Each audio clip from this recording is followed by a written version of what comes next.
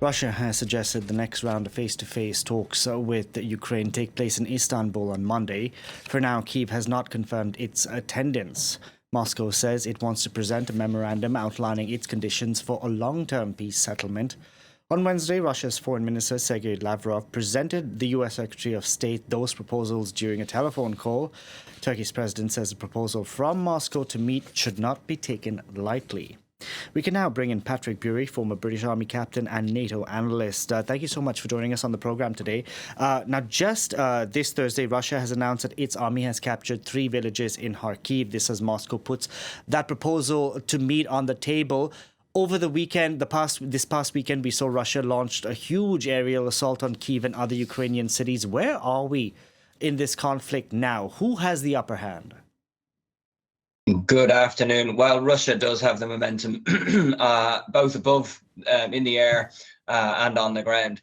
So we've seen, as you mentioned there, the largest attacks, basically 3 of them combined missile and drone attacks of the war over the weekend. And more complex attacks were launched from different locations, numerous different kind of systems used, and flying at higher altitudes, so much more difficult for the Ukrainians to intercept them all. They're still doing a good job, but they're starting to run low on air defense systems, as far as I understand as well. And on the ground, more of the same, really. Russia has been massing some forces, according to Ukrainian sources, especially in Kharkiv, around Sumy as well. Attacking on 3 axes, they've made some gains.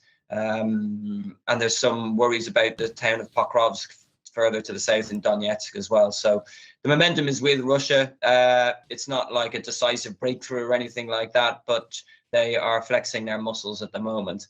And hence why, on the one hand, people are looking into the negotiations going, is this part of the strategy, or is there actually no intent really to negotiate at the moment, because they sense they have the momentum.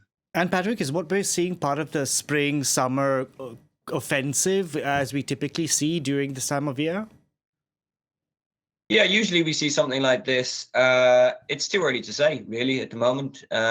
We've been expecting something to happen, especially in the Sumy area, according to Ukrainian intelligence reports. But at the moment, it's too early to say if this sort of becomes a drumbeat into something bigger, or if it's more short term.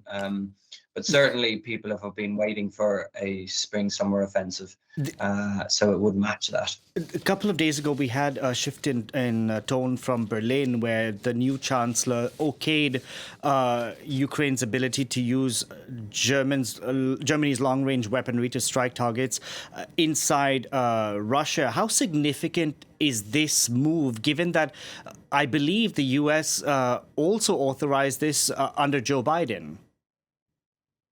Yeah, I mean, there's also some lack of clarity, because the US authorized the use of the ATACMS missile, ground-launched missile, with a range of about 150 miles into Russia, but only really initially around the Kursk salient, if you remember, and then it's been cleared longer. There's a little lack of clarity, again, exactly what Chancellor Merz was referring to, but it does seem he was just saying now the Germans have lifted their restrictions on the Taurus. Now, the Taurus is the longest range of these missiles. I mean, we're still not talking, long range missiles. We're still talking deep strike variants, but, in this case, 500 kilometers or so 300 miles. And it depends, really. Like, you get very complicated quite quickly, because the Taurus is air launched, and it depends how much risk the Ukrainian fighter jets want to take, trying to get deeper towards Russia. Usually they have to launch at standoff distances because of Russian air defense, and therefore the range can be somewhat shortened to depend. Excuse me. So it depends on how much risk these fighter pilots are willing to take, and what the assessment is about that risk in the air defense. Potentially, of course, it has the ability to push the Russian bombers, which are launching a lot of these glide bombs, which are causing a lot of damage on the front line. They're very difficult to intercept. It has the potential to push those bombers back, as their air bases would become inside the range. But whether that actually happens, beyond just the theory, it remains to be seen. Certainly when these weapons... Sorry, I just want to interrupt you there, because I wanted to know if Western fighter jets have made any difference on the battlefield. Yeah, well, I mean, the F-16s have been employed, as far as I know, both to launch Storm Shadows in offensive operations against Russian logistic bases and command centers, and also defensively as well. We've seen them deployed to shoot down drones and missiles. So yes, is the answer. After this past weekend's strikes from Russia on Ukrainian cities, we had Donald Trump who said Vladimir Putin has gone absolutely crazy, if you recall. However, Washington is unlikely to authorize new military assistance for Kyiv. What happens when American supplies run out? How does this change the calculus on the ground? Yeah, I mean, there's a big question about that, isn't there? I think the Ukrainians, the general consensus is the Ukrainians have enough of the American air defense to last till the end of the summer, but then they'd be in a real bind. And the corollary is that the European defense industrial base can't really step up to cover that 50% of military supplies that the US has been covering in the short to medium term. It would take a while. So the Ukrainians would be in a pinch, in particular in terms of military supplies. But also there's a big question about what about the targeting and intelligence support that they get from the Americans, which is ongoing and really vital for the Ukrainians to be able to sustain their fight. So a couple of things there. But, you know, in fairness, Trump has said it for, you know, I think this is his third time giving Vladimir Putin 2 weeks to come to the table. We'll have to see. I think the patience is running out this time. But what does he do if Russia and Ukraine can't come to a deal, or Russia just keeps attacking Ukraine?